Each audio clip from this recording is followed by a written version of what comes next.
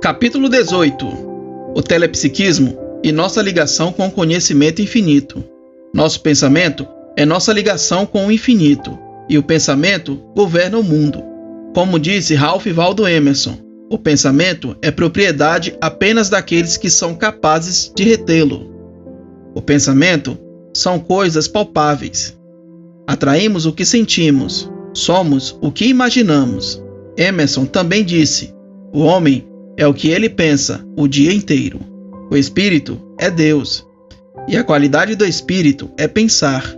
É por isso que os que estudam as leis mentais e espirituais estão sempre afirmando: quando meus pensamentos são os pensamentos de Deus, o poder de Deus está com os meus pensamentos. Aprenda a respeitar seus pensamentos. Lembre-se de que a felicidade, o sucesso, a paz e o amor dependem do modo como pensamos habitualmente. Os pensamentos sempre se tornam realidade. Nosso pensamento é uma vibração mental e um poder definido, e nossas ações, expressões e experiências são uma consequência desse modo de pensar. Se você só pensar em paz, harmonia, amor e boa vontade, seus atos externos refletirão essas qualidades. Quando pensamos em alguma coisa, estamos colocando em ação o poder de nossa mente. Tudo o que consideramos como verdade acaba por se tornar verdadeiro. São os nossos pensamentos e sentimentos que criam nosso destino. Sentimento, na linguagem bíblica, é um interesse profundo por alguma coisa. O que lemos em Provérbios, capítulo 23, versículo 7, porque como imaginou em seu coração, assim é ele. Significa que, se você tiver um profundo interesse pela música, pela ciência, pela arte ou por sua profissão, sua vida será um sucesso, pela simples razão de que está colocando o coração naquilo que faz. Você está pensando em profundidade ou sentindo a realidade do seu pensamento ou imagem mental, o que equivale a pensar no coração. Título: um jovem me disse: estou tão preocupado porque não consigo trabalhar nem dormir. Recentemente, um jovem me procurou dizendo: antes de me tornar tão preocupado e tenso, eu podia trabalhar o dia inteiro e me sentia muito bem. Hoje, estou tão nervoso que às vezes tenho que encostar o carro à beira da estrada para descansar. Este rapaz, que tinha uns 28 anos, explicou-me que era vendedor. Tinha consultado um médico que lhe receitara tranquilizantes, mas não conseguira descobrir nenhum mal no organismo. Quando o efeito desses tranquilizantes passava, sentia-se fraco, nervoso e irritadiço. Perguntei-lhe a respeito de sua vida sentimental. Contou-me que tinha uma noiva muito bonita e atraente, mas sabia que costumava sair com outro rapaz quando ele estava fora da cidade. Essa era a causa de suas preocupações. Tinha medo de perder a garota, e todos os sintomas de sua doença eram consequências dessa preocupação. Expliquei-lhe que as pesquisas médicas demonstram claramente que a tensão e as preocupações provocam um estado de completa exaustão e debilidade no organismo. Por minha recomendação, ele enfrentou de frente o problema da noiva. Os dois tiveram uma conversa franca e resolveram o assunto. A verdade é que a moça se sentia solitária quando o noivo estava fora e convidava o primo para ir ao cinema com ela.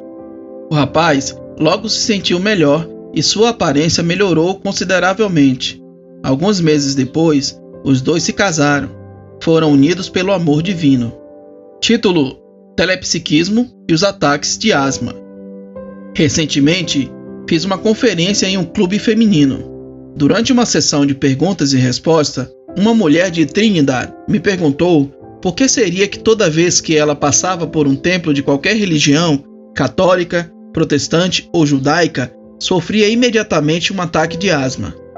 Expliquei-lhe que deve ter havido algum episódio traumático em sua vida que ainda estava guardado no subconsciente, uma memória escondida, e que o templo simplesmente a fazia se lembrar da ferida psíquica. Depois de pensar um pouco, ela me contou que, alguns anos antes, quando ela e a família estavam esperando em frente a uma igreja, chegou um amigo com a notícia de que o noivo dela havia morrido em um desastre de automóvel. Desde então, sempre que passava por um templo, ela sofria um ataque de asma, felizmente de curta duração. Expliquei-lhe que tudo o que tinha a fazer era entregar o noivo ao infinito. Ela não tinha nada a ver com o acidente, pois ninguém controla a vida de ninguém. Por minha recomendação, passou a afirmar toda noite: entrego fulano a Deus. Irradio amor, paz e felicidade para ele. E sei que sua jornada será sempre em direção a Deus. Quando penso em meu noivo, afirmo imediatamente: você está entregue a Deus. Deus esteja com você. Pedi-lhe também para não deixar de ir a uma igreja no dia seguinte, dizendo para si mesma: o amor divino caminha à minha frente, tornando tranquilo, alegre e feliz meu caminho.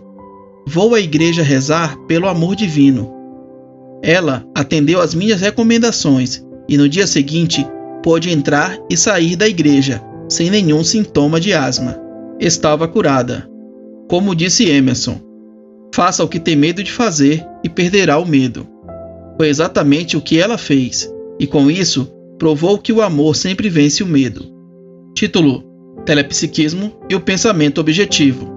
Estamos pensando no verdadeiro sentido da palavra, ou seja, quando pensamos do ponto de vista dos princípios universais e verdades eternas, os quais nunca mudam e são os mesmos ontem, hoje e sempre. O matemático pensa do ponto de vista dos princípios da matemática, e não com base nas opiniões efêmeras do homem. Você não está realmente pensando quando reage às manchetes dos jornais, à propaganda do rádio e da televisão ou dos dogmas da tradição, da religião ou da opinião pública. Se existe algum medo, preocupação ou ansiedade em seus pensamentos, é porque você não está realmente pensando. Não há nenhum medo ou negatividade no verdadeiro pensamento. O medo aparece quando atribuímos as causas a objetos externos, o que é um grande erro. O mundo exterior é um efeito e não uma causa. A causa é o nosso pensamento e os nossos sentimentos, e tudo que nos cerca pode ser alterado pelo pensamento. Sempre que você quiser examinar criticamente algum pensamento, ideia ou sugestão, procure pensar do ponto de vista das verdades imutáveis e decida, então, o que é verdade do ponto de vista dos princípios espirituais. Por exemplo, existe um princípio de harmonia, mas não um de discórdia. Existe um princípio de verdade, mas não um de mentira. Existe um princípio de vida, mas não um de morte. Existe um princípio de amor, mas não um de ódio. Existe um princípio de alegria, mas não um de tristeza. Existe um princípio de riqueza, mas não um de pobreza. Existe um princípio de saúde, mas não um de doença. Um de beleza, mas não existe um princípio de feiura. Existe um princípio de honestidade, mas não um de desonestidade. Existe um princípio de luz, mas não um de escuridão. Se houvesse um princípio de doença, ninguém poderia ser curado. A doença é anormal, a saúde é normal. Existe um princípio de integridade física e mental, entre parênteses, saúde. Como temos livre-arbítrio, podemos alimentar nosso subconsciente com pensamentos doentios de medo, preocupação, ressentimento, ódio e etc. Assim, estaremos violando os princípios de saúde, harmonia e amor, e teremos que aguentar as consequências. Comece agora mesmo a pensar por você, usando como ponto de partida a seguinte lição da Bíblia: tudo que é verdadeiro, tudo que é honesto, tudo que é justo, tudo que é puro, tudo que é amável, tudo que é de boa fama, se há alguma virtude e se há algum louvor, nisso pensai. Filipenses capítulo 4, versículo 8. Título: O telepsiquismo nos ensina a lidar com a lei das médias. Há algumas semanas tive uma entrevista com um jovem universitário que trabalhava para uma firma há mais de 10 anos. Ele me contou que nunca havia recebido uma promoção ou aumento de salário, embora soubesse que muitos outros empregados da organização, com muito menos capacidade e experiência, haviam subido rapidamente na firma, tanto em salário como em prestígio. Esse homem era uma vítima da lei das médias. A lei das médias diz que o inconsciente coletivo é a média das mentes humanas, que em sua maioria acreditam no fracasso, na doença, na pobreza e em toda a sorte de infortúnios. O inconsciente coletivo é controlado em grande parte por crenças tradicionais, por esse motivo é quase sempre negativo. O rapaz estava muito descontente consigo mesmo e lhe expliquei claramente que se ele não pensasse por si, seria automaticamente uma vítima do inconsciente coletivo, que se apossaria de seu subconsciente e pensaria por ele. A consequência só poderia ser a negação, o infortúnio, a miséria. Por minha sugestão, começou a ativar o consciente por meio de pensamentos espirituais, pois esse é o caminho certo para consertar o que existe de errado no subconsciente. Bem cedo, começou a perceber a imensa diferença existente entre o pensamento espiritual e o pensamento da lei das médias, entre parênteses, inspirado pelo inconsciente coletivo, e passou a repetir várias vezes por dia as seguintes verdades, procurando se convencer delas. A promoção está a meu alcance. O sucesso está a meu alcance. A integridade está a meu alcance. A riqueza está a meu alcance. Dia e noite estou avançando, crescendo e prosperando, mental, material, social e financeiramente. Sei que somos o que pensamos. Sei e acredito que essas verdades que estou afirmando estão sendo plantadas em meu subconsciente e que, como sementes, irão adquirir raízes cada vez mais sólidas. Alimento essas sementes, entre parênteses, ideias, frequentemente com fé e esperança, e agradeço pela prece atendida. O rapaz conseguiu disciplinar seus pensamentos e sempre que se sentia ameaçado por pensamentos de medo, dúvida, inferioridade, repetia essa oração com toda a convicção. Depois de certo tempo, os pensamentos negativos deixaram de afligi-lo e hoje, 3 meses depois, é vice-presidente executivo da companhia e ele sabe que foi ele mesmo que se promoveu, saturando sua mente com as verdades eternas. Título: Ele achava que devia estar na cadeia. Um homem de uns 60 anos veio me procurar uma noite. Contou-me que estava cheio de culpa e remorso e que não conseguia dormir à noite. 2 semanas antes dessa visita, ele havia me telefonado e eu lhe recomendara um médico amigo meu, que, além de ser um profissional muito competente e também se interessar pelos problemas do espírito humano, descobriu que sua pressão estava bastante elevada e que ele se achava à beira de um colapso nervoso. O remédio que o médico receitou fez a pressão voltar quase ao normal, e os tranquilizantes permitiram que o homem dormisse um pouco. No entanto, ele me disse: também preciso de um remédio para a alma. Eu devia estar na cadeia pelo que fiz.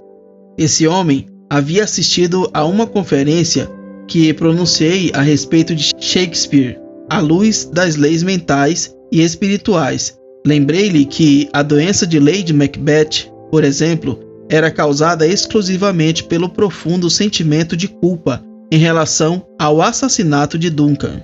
Quando Macbeth perguntou ao médico qual a natureza da doença da mulher, foi-lhe respondido: não é bem doença, my lord, mas a fantasia de sua mente que não a deixa repousar. Ao que Macbeth objetou: não podes receitar para uma mente perturbada arrancar da memória uma dor enraizada, apagar o sofrimento escrito no cérebro e com algum doce antídoto de esquecimento limpar o seio daquela coisa perigosa que pesa no coração? E o médico respondeu: nesses casos, só o paciente pode curar a si mesmo. Macbeth v. 3. Shakespeare era um estudioso da Bíblia e sabia o significado do profundo de todas as alegorias, parábolas e simbolismos das Escrituras Sagradas. Não ignorava que era o remorso que estava levando Lady Macbeth à loucura e que o médico estava lidando com uma doença que nenhuma das suas ervas poderia curar. Expliquei ao homem: que uma boa confissão de sua parte seria como lancetar um tumor, deixando sair todo o pus e apressando a cura. Então, ele me revelou uma série de crimes, de forma clara e objetiva, removendo assim, nas palavras de Shakespeare, aquela coisa perigosa que pesa no coração. O remorso estivera corroendo-lhe as entranhas. Fiz-lhe uma pergunta simples: o Senhor tornaria a fazer tudo isso? Claro que não, respondeu ele. Agora minha vida é outra. Estou casado e minhas 2 filhas estão estudando medicina. Chamei-lhe a atenção para o fato de que, física, mental e emocional e espiritualmente, ele não era mais o mesmo homem que havia cometido todos aqueles crimes, e que, portanto, devia parar de condenar a si próprio. Título: O processo de autorrenovação do corpo e da mente. Os cientistas nos dizem que a cada 11 meses ganhamos um novo corpo. O modo como esse homem encarava a vida havia mudado totalmente. Ele se interessava pelas verdades espirituais e estava levando uma vida honesta. Assim, o homem que havia cometido aqueles crimes não mais existia. O princípio da vida, entre parênteses, Deus, não julga nem condena ninguém. É o homem que condena e pune a si próprio em razão do uso errôneo das leis da mente. Quando nos perdoamos e usamos a lei da mente da forma correta, pensando certo, sentindo certo e agindo certo, o subconsciente responde automaticamente ao novo padrão mental, e o passado é esquecido e enterrado. O novo começo é um novo fim, pois começo e fim significam a mesma coisa. Comece uma nova vida com fé, confiança, amor e boa vontade, e o fim será glorioso. Não é amor, o amor que muda ao sabor do momento. Soneto 116. Deus é amor, portanto, não pode fazer nada que seja cruel. Achar que você ainda não foi perdoado pela vida infinita é uma superstição e um sério erro. A doença desse homem era o sentimento de culpa e a autocondenação. O auto-perdão foi a cura. Nossa conversa o fez mudar totalmente de atitude e hoje ele é feliz e saudável. Mulher, onde estão aqueles teus acusadores?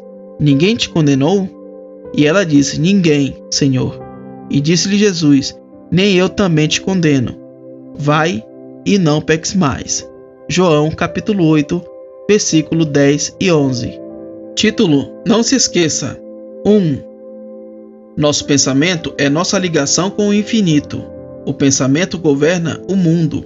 Os pensamentos são coisas palpáveis. Atraímos o que sentimos. Somos o que imaginamos.